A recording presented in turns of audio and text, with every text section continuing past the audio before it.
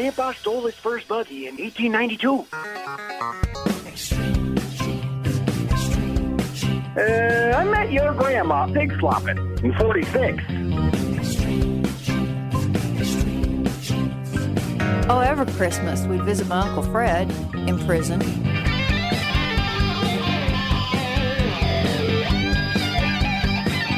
And welcome, America, to America's Family History Show, Extreme Genes and ExtremeGenes.com. Fisher here, your radio root sleuth, on the program where we shake your family tree and watch the nuts fall out. Boy, we have a great story today from an ordinary person with an extraordinary find, and you wouldn't believe the stories she has developed from this discovery of a letter overseas that she had no idea about its existence. She's Nadia Rupniak. No, she doesn't sound Eastern European, but her whole story is, and you're going to want to hear all of it coming up starting in about 10 minutes over 2 segments. It's quite remarkable. Hey, if you haven't signed up for our weekly Genie newsletter yet, we'd love to have you receive it. It's free, and all you have to do is go to our Extreme Genes website or to our Facebook page to sign up. You get links to past and present shows. You get a blog from me each week and links to stories that you'll appreciate as a family historian. Right now, it's time to head out to Boston, where David Allen Lambert is standing by, the chief genealogist of the New England Historic Genealogical Society and AmericanAncestors.org. Hello, David. Hey, Fish. How you doing? I am doing great. My Mets continue to play well. That's all that I'm concerned about right now. Yeah, and my Celtics are doing pretty well themselves here on the land of basketball. I would say. Well, I'll tell you, all roads lead to some excitement, and back in the day in Rome, it led to places like the Colosseum. But now you can see these places virtually. Ancient Roman maps you can find on a website, omnisviae, omnesviae.org, where you can plug in coordinates from ancient roads in England all the way to continental Europe that the Roman army and merchants traveled thousands of years ago. It's pretty fun, actually. See if a Roman road went through your ancestral hometown. That's really interesting. And, if you've ever been over to London, there are Roman walls and things that are still there that you can check out. It's really interesting stuff. And I would think for historians, this is going to be a gold mine of information and helping them map out whatever stories they're trying to flesh out. I think it's better than rolling out an old map. I mean, the computer technology is there, so why not take in ancient maps that we know about already and apply it to overlaid current maps so it makes it easier? Well, in Massachusetts, we always have some really interesting news. And, of course, in 1692, we had the infamous Salem Witchcraft Trials. It was recently an 8th grade civics class in North Andover, Massachusetts. And the middle school class decided to find out why Elizabeth Johnson Jr. had never had her name cleared after 329 years. Well, it took these kids to bring it right to Beacon Hill, which is where our state house is, and Elizabeth Johnson Jr., after 329 years, is now exonerated. Thanks, kids. That's good. I'm just thinking, though, to myself, well, did she need exoneration? Was there some question about whether she was really a witch or not? Well, and that's the whole thing. I mean, obviously, in my estimation, since I am a 10th great grandson of an accused witch, they were obviously all wrongly accused with spectral evidence. Back in the 1950s, I recall they went forward and basically pardoned all of the witches. So apparently they must have left her off because her mother, Elizabeth Johnson Sr., was also included, but she wasn't. So they just kind of left her off the list. Well, you got to get her on the list then. Exactly. Yeah. Archaeology sites are always fun to talk about on Extreme Genes, Fish, but sometimes they show up when you least expect them, like when Lake Powell's water level has dropped. Sites that they haven't seen since the 1950s, when Lake Powell was created, are now reappearing on the shores, including structures from Native American villages and settlements long thought to have been destroyed when Lake Powell was formed.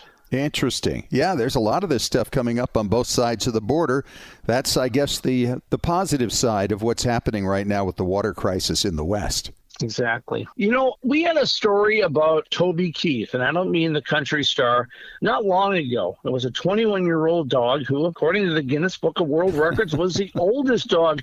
Well, stop the presses, folks, because Pebbles, a 22-year-old fox terrier down in South Carolina, is actually the Guinness World Record holder now. The tiny dog who sleeps most of the day but is a party animal and is up at night and sunbathes by their owner's pool during the day is now the oldest known dog in the world at 22. You know, we've always talked about who the oldest person is in the world, the oldest woman, the oldest man. Got to make sure we include the pets, right? Dogs, 22 years old. That's amazing. News has gone to the dogs, but we'll change that up and go to something you may have heard about, the Parthenon. If you want to see part of it, you don't go to Greece. You go to the British Museum, where the Elgin marbles, where Lord Elgin had pilfered from the Parthenon, may be returned to Greece, hopefully, in the coming years. Well, there's an institute called On Digital Archaeology, IDA, and they went out and they did some 3D scanning of the Parthenon marbles at the British Museum. They wanted to go forward and make copies, etc. Well, the British Museum has now deemed that it is unauthorized and against visitor guidelines for using 3D imaging software. So if you have any ideas of recreating the Parthenon in your backyard, folks, don't go to the British Museum. It's my big fat Greek legal situation. Yeah, it's a big problem over there. Hey, listen, have you ever had a piano that just didn't sound right? A young lady decided to get her family's piano that went up for auction a few years ago, and it didn't sound quite right. Well, she opened it up, and there were a batch of old baseball cards, including one for a guy named George Herman Babe Ruth. It's his rookie card, Fish. Oh, wow. She sold it for $130,000. Not bad for a piano that she bought for $25. That's a nice ROI right there, isn't it? It really is. Well, that's all I have for news from Beantown this week, but stay tuned and you'll hear me again on Ask Us Anything. Hey, don't forget, if you're not American Ancestors member where I work in Boston, you can sign up and save $20 on membership using the coupon code EXTREME on checkout on AmericanAncestors.org. All right, David. Very nice. Thank you so much. And coming up next, we're going to talk to a woman in Texas who made a startling discovery about her dad, who she didn't think had accomplished much in life. Boy, did this change her mind. You'll hear all about it coming up in 2 segments, starting in 3 minutes on Extreme Genes, America's Family History Show.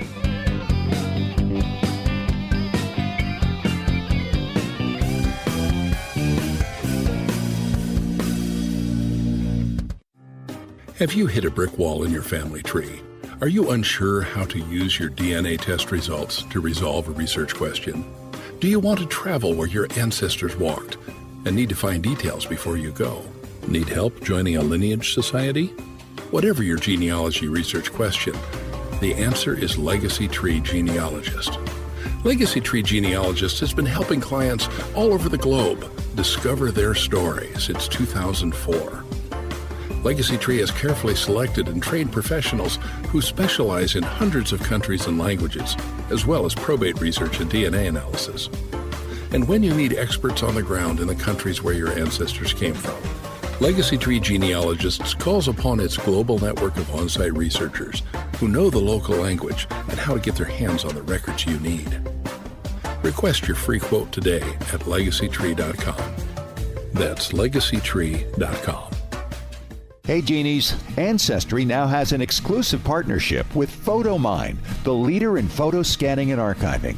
What does this mean to you? Well, imagine inheriting an old photo album and you want to digitize all the images. Up until now, you'd have to remove the pictures, place them in a scanner, crop them, and perhaps use Photoshop to improve them. Now, by using these amazing PhotoMine tools from Ancestry, you can use your phone to take a picture of an entire page from your album.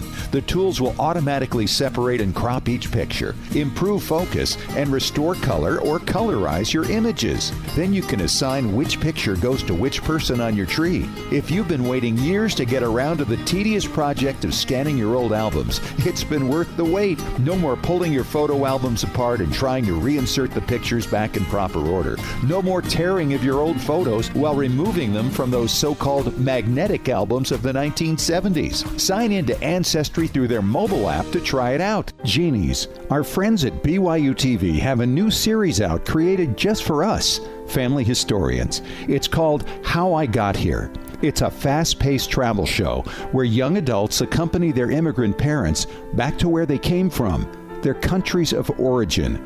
These are 10-day trips of a lifetime where these parent-child duos relive the sacrifice, struggle, and circumstances that led their families to leave to where they are now. There's a new episode every week with visited countries including Italy, Serbia, Mexico, Chile, Israel, Slovakia, and Ghana.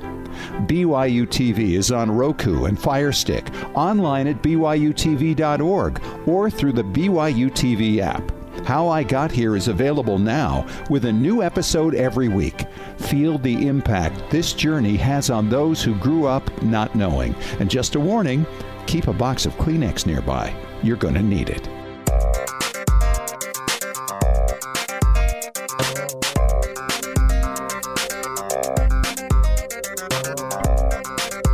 Back at it on Extreme Genes, America's Family History Show, and ExtremeGenes.com. Fisher here, your radio root sleuth, and it's time once again for another ordinary person with an extraordinary find.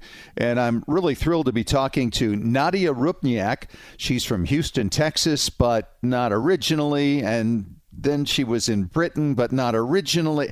Nadia, you're a real massive confusion to me, because when I first spoke to you, I thought, I'm going to get an Eastern European accent out of this, and that isn't what I got. No, that's because I grew up in Britain, Scott. So, yeah, the child of immigrants, which I'm sure lots of your listeners can relate to.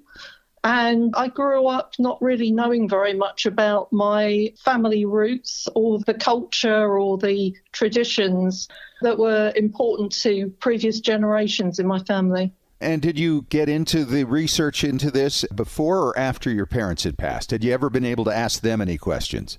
No, well, this is the thing. My father, who was the subject of my research, was a World War II veteran. He was Polish. And as you'll all remember, the Second World War was triggered by the invasion of Poland. Sure. And so we all remember that it was Hitler and the Nazis that invaded Poland, right? But what we don't remember is that he was actually in cahoots with Stalin and the Soviet Union. Within a couple of weeks of Hitler's invasion of Poland, they also invaded Poland, and that is what caused the collapse of Poland. So I mention this thing about the Soviets because my family originated in the eastern part of Poland that was invaded by the Soviets. And so this was an aspect of the Second World War that I think is not really well known in sort of popular accounts of history, because the West formed a military alliance with Stalin to defeat them.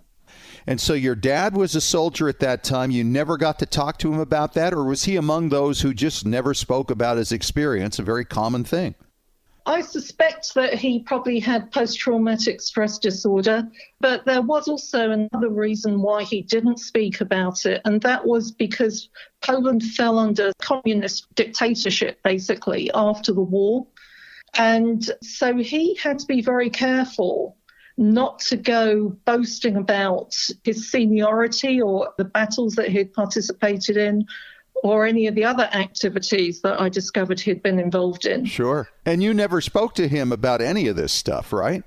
Well, I had no reason to think that he'd ever done anything of any significance. You know, they were still deporting families from Poland to the Soviet gulags in the late 1950s. Ooh. So it was not safe. You know, within Poland under communism, children were sent to school and taught fake communist history about what had gone on in the war. And the children would come home to their grandparents who would tell them, well, that's not right. This is what happened. I lived through it. I know what happened. And those children might then go back to school and tell their teachers about that. They could get reported, and then the whole family could be deported. Wow. That was still going on. So I believe that was really the main reason that my dad didn't want to talk about what he had been involved in at all, because he still had family members living in Poland. So when did the family move to England then? So he moved to England during the war. So what happened was that when Poland collapsed, the military were given orders to evacuate into Hungary. And from there, they made their way across Europe into France, where they reassembled, they reformed another Polish army with the idea that they would launch a counteroffensive to liberate Poland. Okay. But then France was invaded, and it was rapidly overrun by the Nazis. And then the Poles and other military that were part of the Western Alliance were evacuated from France and taken to Britain, which was then probably the only country in Europe that hadn't fallen under Nazi control. And so that's why you have a British accent today. That is why. That, and because my dad couldn't go back to Poland after the war because it would not have been safe under a communist government for him to return. Amazing. So you went your whole life earlier where you really didn't have much interest in this. Obviously, Dad wasn't going to be talking about this. What got you to decide that, hey, I want to research a little more about Dad? You did this after he passed, I assume? I did, yes. And that's a great question. So just a bit about my background before I get into this. Professionally, I've always been involved in pharmaceutical research. So although I've never been interested in history or any of that stuff, I am very familiar with doing research and sort of mining the internet and looking for data and assembling bits and pieces from different places and sort of writing reports about that. So what happened that was very surprising to me was all set in motion with the death of my mother in 2008. So I was living in America at that time. She was still in England, and I went back for her funeral and spent some time in her apartment going through her personal effects before I returned back home. And I came across a letter that had been written by one of my Polish cousins, which had evidently been written to my mum in response to questions my mum was asking about my dad's family. And when was this dated? I think that letter was about 8 years old, something like that. Okay. The fact that my mother had to write to this woman in Poland to get the information tells you a lot about how my dad would stonewall about any of that information. Sure.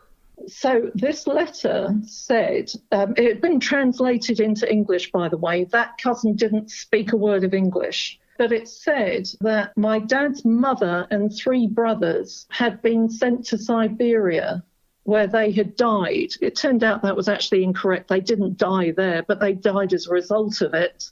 And that they'd been deported because my father was an officer in the Polish army. Wow. And I think when I was a small child that my dad had told me that his mother was sent to Siberia. But at that age, I had no concept what Siberia was, what it was like, where it was. And then, the Gulag Archipelago was published in the mid-70s, and that kind of was a big expose of what the horrible conditions were like in the Soviet penal system. Right. Solzhenitsyn, yes.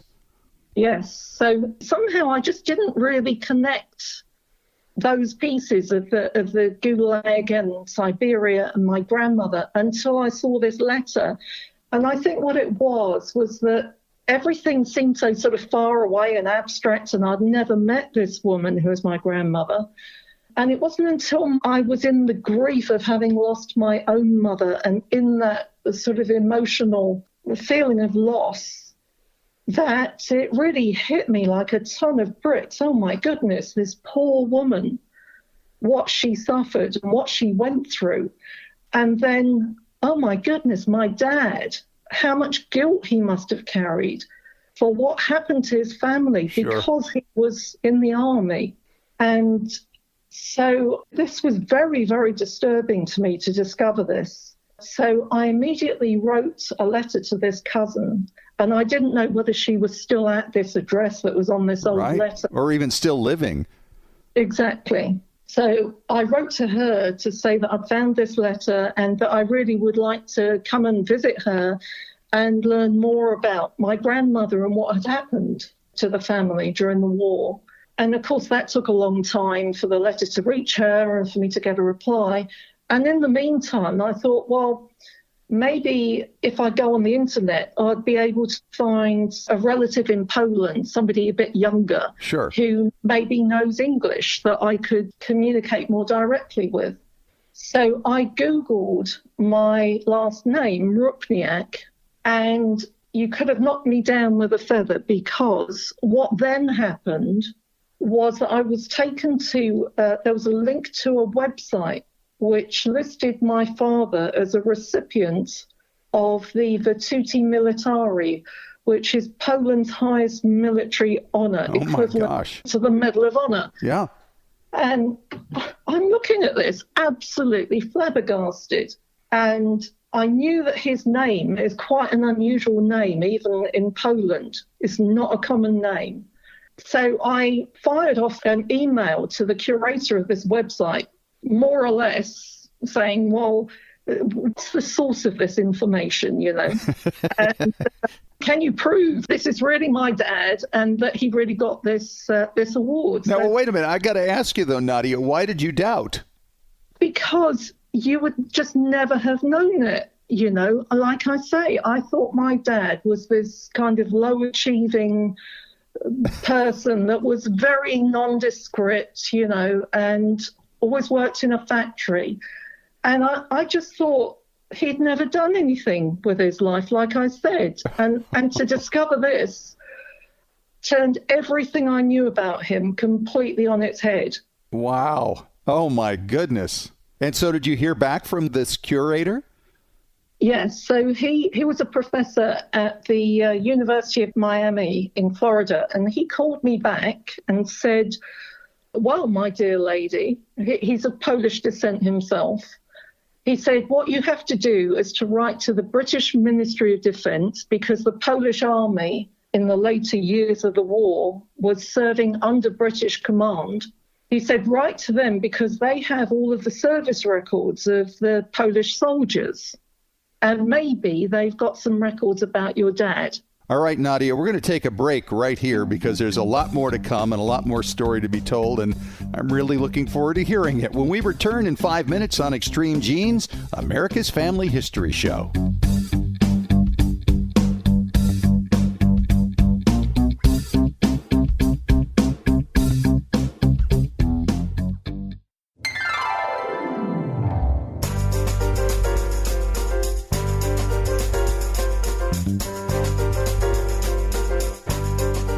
Back on Extreme Genes, I'm talking to Nadia Rupniak. She is a pharmaceutical researcher who turned to family history research when she discovered her dad had received Poland's highest honor for his service in World War II, which was quite a shock to you, Nadia, because you had never known your dad to accomplish much in the time you were with him. Yes, exactly. That's right, Scott. So, long story short, I wrote to the British Ministry of Defence. Oh, and by the way, this professor had warned me, you know, don't expect much, because the whole situation during the war was extremely chaotic, with all of these sort of panicked evacuations from one place to another and re-establish themselves in different places. He said, don't hold your breath, because it's more likely than not that they won't have any records at all about your father, but write to them and see. Well, some weeks later, this huge package arrived in my mailbox, stamped on Her Britannic Majesty's service. Ooh. Knew right away this was it, and that they had indeed managed to excavate quite a lot of information about my dad. All of this was in Polish, so that was a difficult extra step. the next hurdle for you to jump over. Right. But in these military records, I could see that my dad had attended a high school in a town called Drohobych, which before the war was in eastern Poland. And after the war, the borders of Poland were redrawn. And that city is now in Ukraine. Okay. But the funny thing is that I thought, well, why don't I Google this Drohobych High School and see whether there's any information about it? So here's the other astonishing thing. There are so many amazing things I found on the internet. Somebody had uploaded yearbooks from this high school from 1928 to 1935. Wow. Incredible. And I found my dad named in these documents. I could see what grades he had earned. I could see what classes he'd taken, what his rank in the class was. There was also demographic information about certain percentages of the pupils came from these different backgrounds and so on. So there was just a mine of information.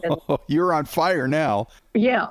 From these military records, I also saw that after graduating from the high school with a baccalaureate, so that's kind of equivalent to a bachelor's degree. Sure. He was 21 when he left this high school with a degree, and his degree qualified him to attend an officer's artillery school. And that was located in a city called Torun, which is in the north of Poland.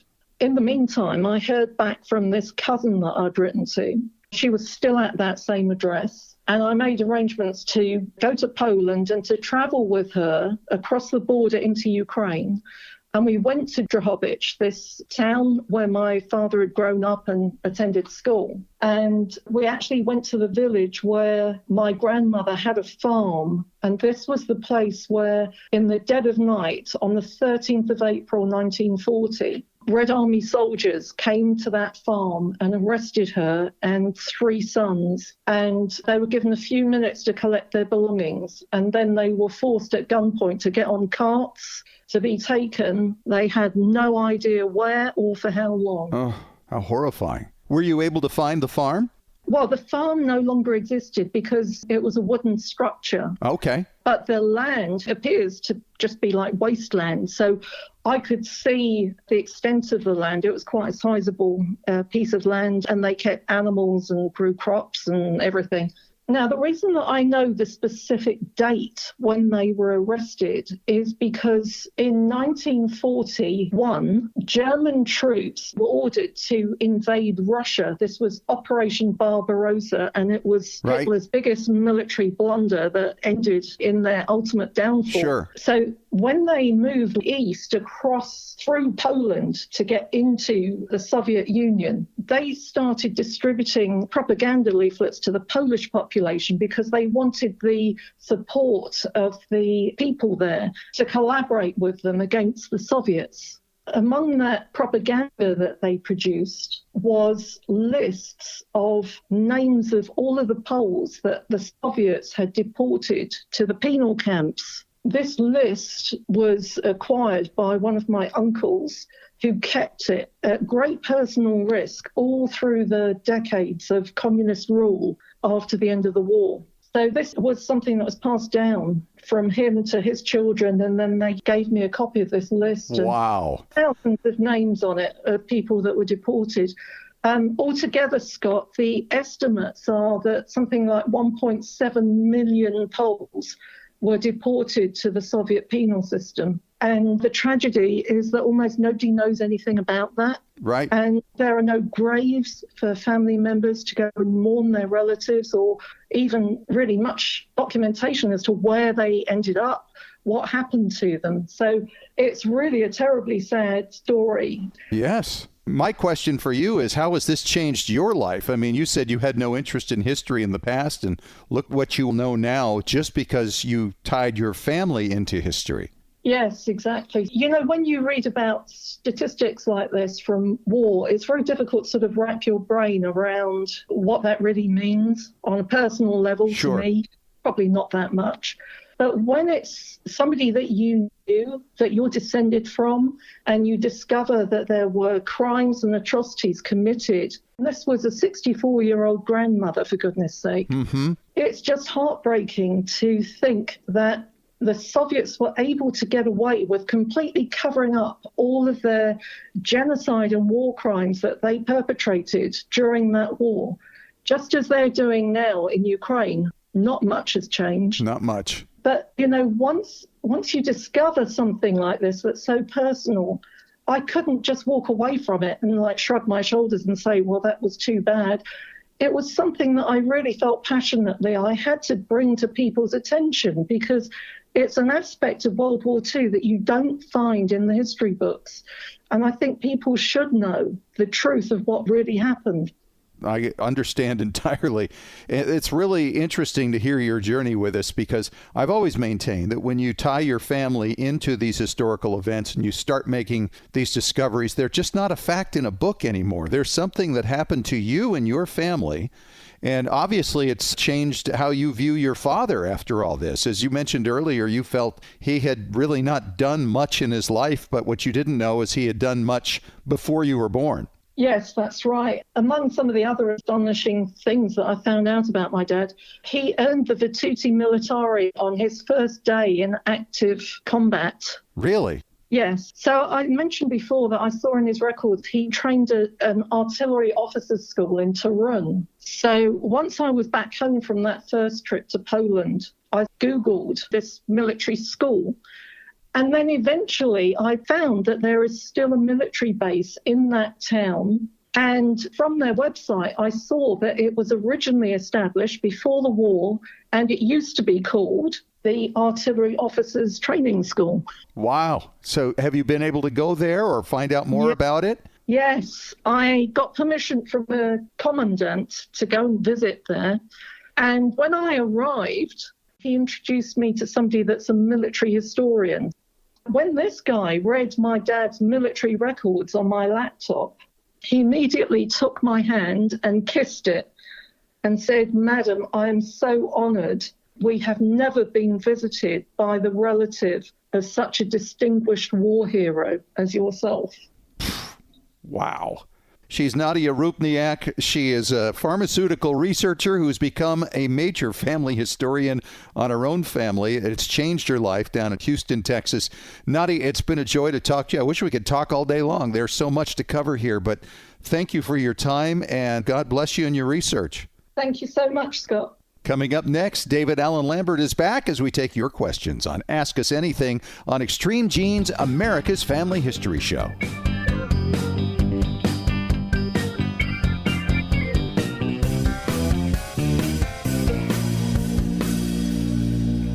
Hey Genies, as we've dug into our family history explorations over the past year, our community at Genealogy and Family History Breakthrough Strategies has taken off.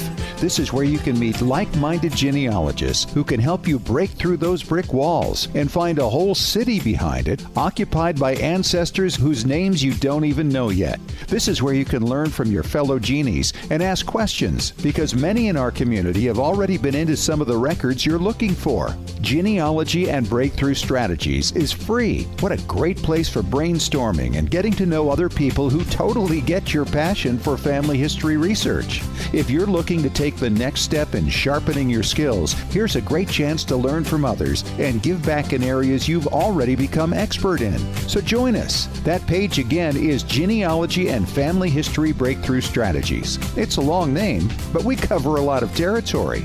Genealogy and Family History Breakthrough Strategies. Have you hit a brick wall in your family tree? Are you unsure how to use your DNA test results to resolve a research question? Do you want to travel where your ancestors walked and need to find details before you go? Need help joining a lineage society? Whatever your genealogy research question, the answer is Legacy Tree Genealogist. Legacy Tree Genealogist has been helping clients all over the globe discover their story since 2004.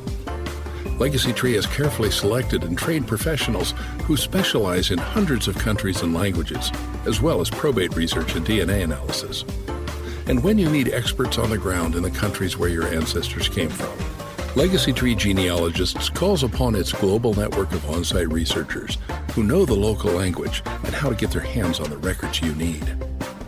Request your free quote today at legacytree.com. That's legacytree.com. Genies, if you haven't done so yet, you've got to check out Ancestry.com's new storytelling creation center, Ancestry Stories. Their story builder allows you to create a story with 6 different slide types, including a title page, a photo display page, including stock pictures they provide, and documents. And you can write a summary. And with those photos, you can add motion, panning left to right or right to left. For now, these stories can only be created on your iPhone, but Android is still to come and can be saved to your ancestors' pages on your trees. You can then access via phone, and in time, it'll appear on your desktop. You can also share it with family members and friends, whether or not they subscribe to Ancestry.com. For the younger generation that wants stories in a quick and easy-to-consume form, you can't beat this. I've already shared a story with my family, and the reactions are remarkable. Try out these incredible new tools and share your new story creations on social media using hashtag #MyAncestryStory.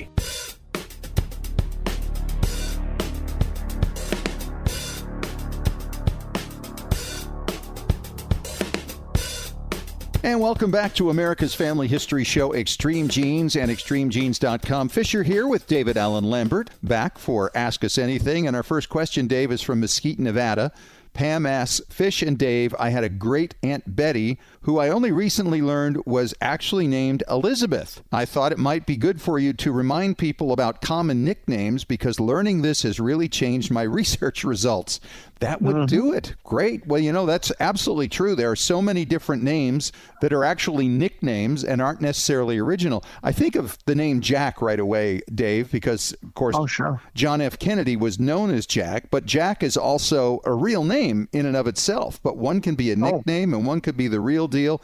There are just a million nicknames, and many that are very common, like Elizabeth, she mentions, like Beth and Betty. Eliza is another one. Liz, right? I mean, there's so many that just come from that. Yeah, Sarah, Sally, or sometimes even Sadie. You've got names that may even be a little polar opposite. Your name could be Ann, but your nickname could be Nancy. Yep, my great-great-grandmother was Nancy, but her real name was Ann. Mm-hmm. And then, of course, you know, take that and compound it even one step further.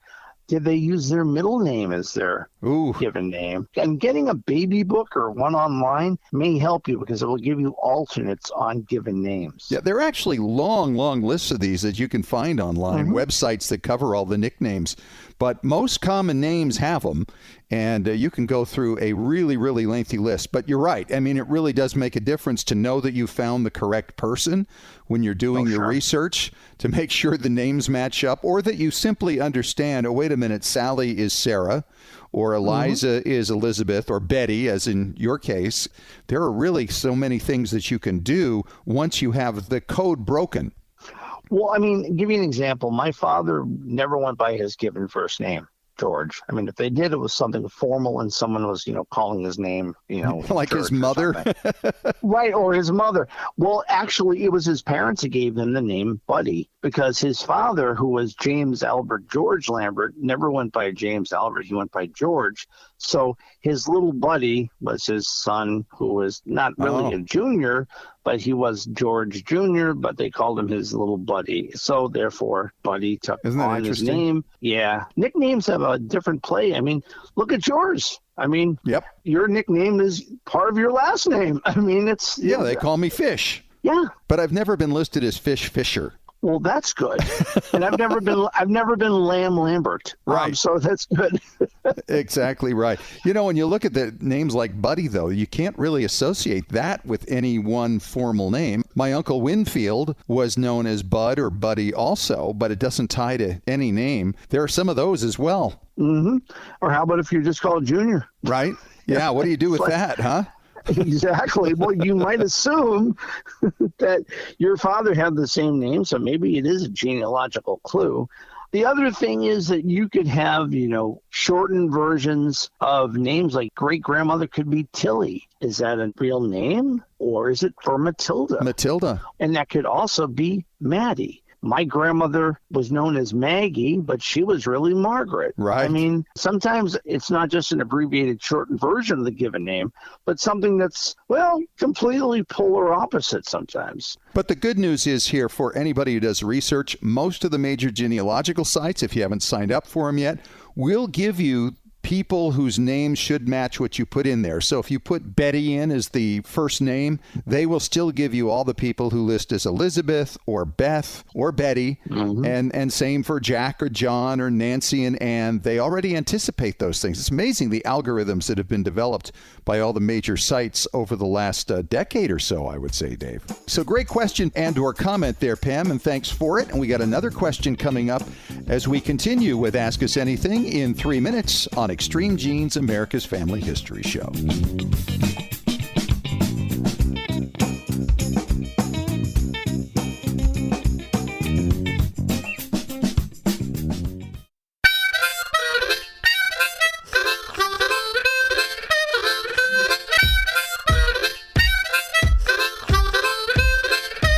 All right, question number 2 as we continue with Ask Us Anything on Extreme Genes, America's Family History Show. Fisher here with David Allen Lambert from the New England Historic Genealogical Society and AmericanAncestors.org. And Dave, this question's from Leonard in Boise, Idaho.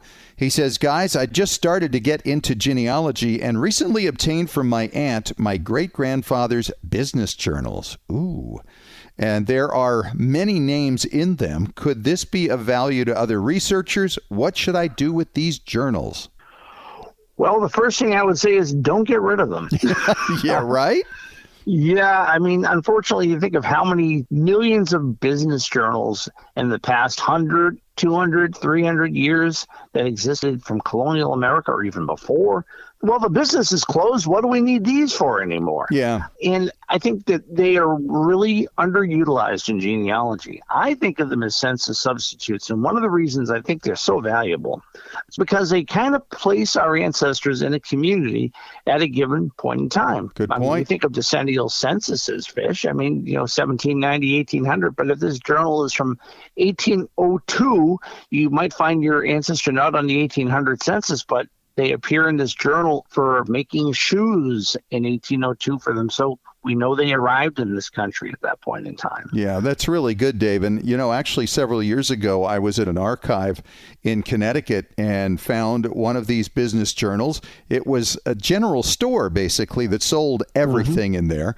And everybody seemed to have an account in town, including my fourth great grandfather, who was in the Revolution.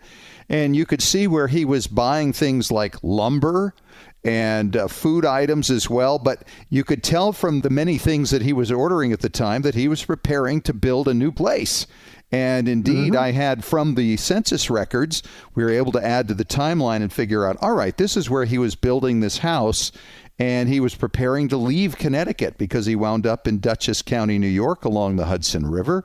It really added to the timeline, which helps us tell his story. It's true. And, one of the things I think the listener probably wants to know is what to do with them. I mean, obviously, they're a genealogical treasure for you, but if you digitize them and share them with a local historical society, that's where that journal was originally kept, you're giving a treasure to other genealogists and historians that they've never realized even existed because it's been in private hands for so long. Yeah, absolutely. I have a birthing book from my great-grandmother who was a midwife. And she delivered lots and lots of kids. And this particular record gives the address of the mother, the maiden name, when the child was born, what they named the child, how long the mother was under the care of my great-grandmother at her home. And so that has actually helped to crack open cases for other people who were not able to determine the origins of their ancestor. Because we had that book, I digitized it, put it online, and would often actually go to some of the pages for some of the people she delivered and put that information up there for other descendants to find. And it's been revelatory for many of them. So, it's really very much the same principle. You want to get as much information to add to the timelines so you can create that story. And most importantly, I would say share the news that you have them, especially with that local historical society. And who knows, they may even have a budget to digitize them if you want to have the originals back. And I always think that it's important to have sort of a genealogical will. If there's not a family member that's going to take these and pass them on, find a place that they should go to in your lifetime so you know that your wishes are fulfilled. Great advice, Dave. And as always, thank you very much, sir. We'll talk to you again next week. Look forward to it. All right. And thank you to Leonard for the question. And, of course, we'll answer a couple of more questions next week on Ask Us Anything. Thanks so much to our guest, Nadia Rupniak, who has an incredible journey to describe. If you missed any of it or you want to catch it again, of course, listen to the podcast on Apple Media, iHeartRadio, extremegenes.com, TuneIn Radio, Spotify. We are all over the place. Talk to you next week. And remember, as far as everyone knows, we're a nice, normal family.